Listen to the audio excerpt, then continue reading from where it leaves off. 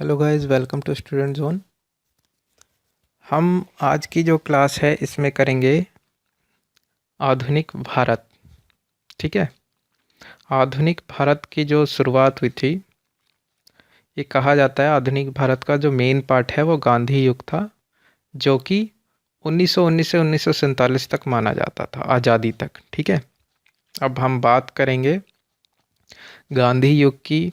तो इसमें सबसे पहले तो यही आ जाता है, तो गांधी जी का बेसिक जो कि होता है, उनका जन्म कब हुआ था। तो गांधी जी का जन्म, खैर ऐसे क्वेश्चन तो खैर आते नहीं, बहुत छोटे छोटे एग्जाम में आते हैं। तो 2 अक्टूबर 1869 में हुआ था। ठीक है। 1869 आपको कैसे याद रखना है, तो ये मैं बताता हूँ आपको। जैसे हमारे एक बहुत बड़े गुरुजी थे, गुरु नानक देव, उनका जो जन्म हुआ था वो 1469 को हुआ था। ठीक है। ठीक उसके 400 साल बाद यानी 1869 को गांधी जी का जन्म हुआ। ठीक है। और एक चीज़ और, गुरु नानक देव के जन्म के 420 साल बाद जवाहरलाल नेहरू गांधी का जन्म हुआ था, यानी कि उनका 1889 को जन्म हुआ था। ठीक है। अब बात करते हैं गांधी जी की। तो उनके पिता का नाम पता ही होगा आप लोगों को, करमचंद गांधी था। और कंफ्यूज कब होते हैं लोग, जब उनकी माता और पत्नी का नाम पूछा जाता है। कई लोग तो ऐसा करते हैं कि उनकी पत्नी को उनकी माता का नाम दे देते हैं पेपरों में, और उनकी माता को उनकी पत्नी का नाम दे देते हैं। ठीक है। तो माता का नाम उनकी पुतली बाई था और पत्नी का नाम कस्तूरबा गांधी था। तो आपने पेपर में इस चीज़ का ध्यान रखना है। ठीक है।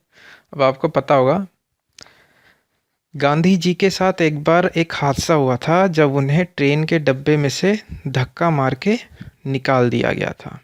ठीक है। तो ये चीज़ बहुत ध्यान रखनी है आपने कि वो जो ट्रेन है वो कहाँ से कहाँ तक जा रही थी, और उन्हें जहाँ धक्का मारा गया था वह कौन सी जगह थी। ठीक है। तो वो जो ट्रेन थी वो जा रही थी डरबन से प्रिटोरिया। ठीक है। और मेरिटसबर्ग नामक जगह पे, ठीक है, उनको जो है धक्का मार के निकाल दिया गया था। ठीक है। और एक चीज़, गांधी जी जो हैं उन्होंने 1906 में एशियाई रजिस्ट्रेशन एक्ट को हटवा दिया था। ठीक है। और इनके जो है साउथ अफ्रीका में भी बहुत सारे आश्रम थे। एक था टॉल्स्टॉय फार्म, और फिनिक्स आश्रम था। और फिनिक्स आश्रम जो है उसे गांधी आश्रम भी कहा जाता है। और ये एक बार पेपर में भी आया था कि गांधी आश्रम किसे कहा जाता है, और वो 4 ऑप्शन दे रखे थे, जिसका आंसर था फिनिक्स आश्रम। ठीक है। अभी गांधी जी जब वहाँ से इधर आए थे, साउथ अफ्रीका से भारत में आए थे, तो वो जो है 9 जनवरी 1915 को आए थे। हाँ, 9 जनवरी 1915 को आए थे। ठीक है। तो हमारी जो इंडिया है, इसी खुशी में 2003 से, ठीक है, 2003 से 9 जनवरी को हर साल प्रवासी दिवस मनाती है। ठीक है। ये जो कार्यक्रम होता है आपका प्रवासी दिवस का, ये भारत सरकार द्वारा होता है। ठीक है। चलिए, उसके बाद आपको पता ही होगा गांधी जी ने 1917 को साबरमती आश्रम का स्थापना किया था। ठीक है। साबरमती आश्रम का स्थापना कब हुआ था? 1917 में हुआ था। लेकिन बहुत से बुकों में मैंने देखा 1916 भी है, एक बार आप कंफर्म कर लेना, लेकिन जहाँ तक मुझे उम्मीद है 1917 ही होना चाहिए। चलिए आगे बात करते हैं। 1917 में ही क्या हुआ था, गांधी जी लखनऊ में थे तब। हाँ, लखनऊ में थे गांधी जी। और एक रामचंद्र शुक्ल था या सुलक, हाँ, रामचंद्र शुक्ल एक व्यक्ति थे जो कि चंपारण के किसान थे, और वो लखनऊ आ रखे थे गांधी जी से मिलने के लिए। तो वो गांधी जी से लखनऊ में मिले, और उन्होंने चंपारण की स्थिति बताई थी कि ऐसा ऐसा है यहाँ पे, और उन्हें रिक्वेस्ट किया था कि प्लीज़ आप यहाँ पे आइए एक बार। ठीक है। तो उनके रिक्वेस्ट करने पे गांधी जी जो है चंपारण गए, उन्होंने वहाँ के हालात देखे फिर, और वही चंपारण आंदोलन उनका पहला सबसे बड़ा सत्याग्रह बन गया था। ठीक है, और उन्होंने चंपारण आंदोलन में ही उन्हें रविंद्रनाथ टैगोर थे, जो कि बहुत बड़े व्यक्ति थे, आपको पता ही होगा उनके बारे में। तो उन्होंने वो चंपारण आंदोलन में ही गांधी जी को महात्मा की उपाधि दी थी। ठीक है, गांधी जी ने अंग्रेज़ों से आग्रह किया कि आप जो है चंपारण की समस्याओं को देखें, और इसीलिए एक ट्रिब्यूनल कमेटी बैठी थी वहाँ पे। ठीक है, और इस ट्रिब्यूनल के गांधी जी को भी मेंबर बनाया गया था, और गांधी जी इस ट्रिब्यूनल कमेटी में समझाने में सफल हो गए थे अंग्रेज़ों को कि हाँ, हम लोग सही हैं और हम पे थोड़ा बहुत ये प्रॉब्लम को सॉल्व करो। तो फिर क्या हुआ था, अंग्रेज़ मान गए थे, और अंग्रेज़ों ने ये बोल दिया था, अंग्रेज़ी सरकार ने, कि जो भी यहाँ के किसान हैं उन्हें जो 25% इनका धन लौटा दिया जाए।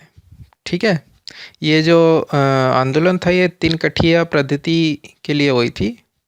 ओके, तो इसमें जो है 25% धन लौटा दिया गया था किसानों को, और इसके लिए फिर गांधी जी ने भी इसको एक्सेप्ट कर लिया था, और ये आंदोलन फिर ख़त्म हो गया था। अब इसी आंदोलन में एक एन जी रंगा नामक का एक व्यक्ति था। एन जी रंगा ने क्या किया था, चंपारण आंदोलन का विरोध किया था, और ये जो एन जी रंगा था ये इंडियन था।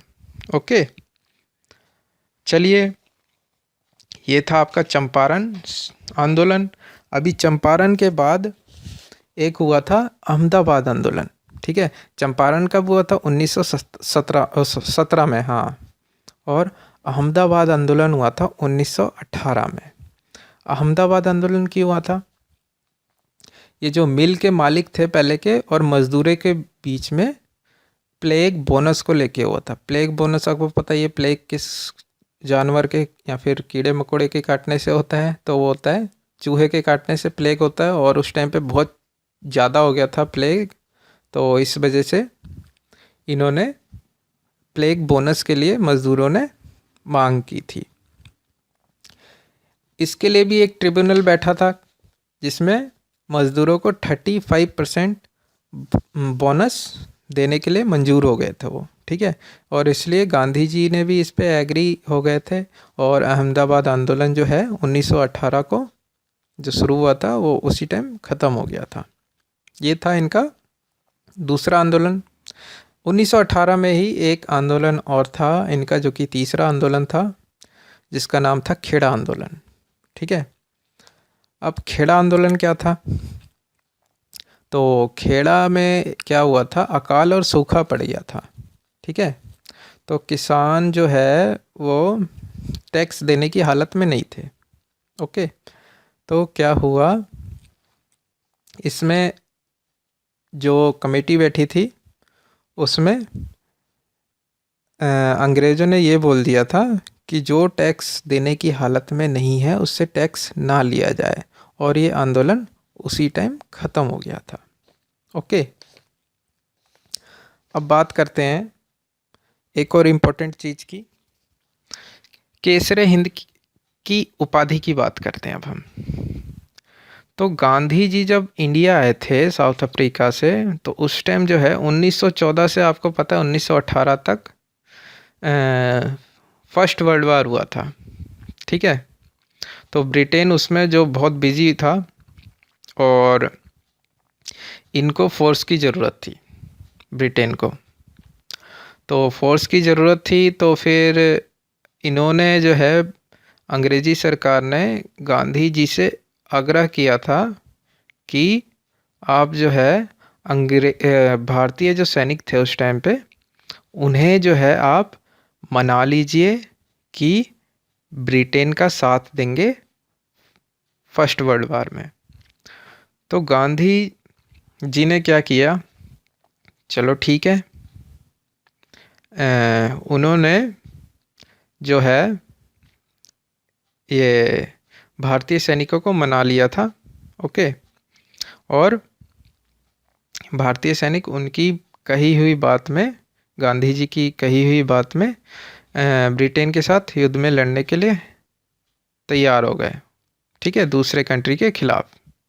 तो अंग्रेजी सरकार जो है गांधी जी से बहुत खुश हो गई थी इस बात पे, और उन्होंने केसरे हिंद की उपाधि दे दी थी। तो कोई क्वेश्चन आए, केसरे हिंद की उपाधि किसने दी थी गांधी जी को, तो अंग्रेजी सरकार ने दी थी। ओके, अब बात करते हैं, रोलेट एक्ट आया था जो कि 10 मार्च 1919 को आया था, रोलेट एक्ट।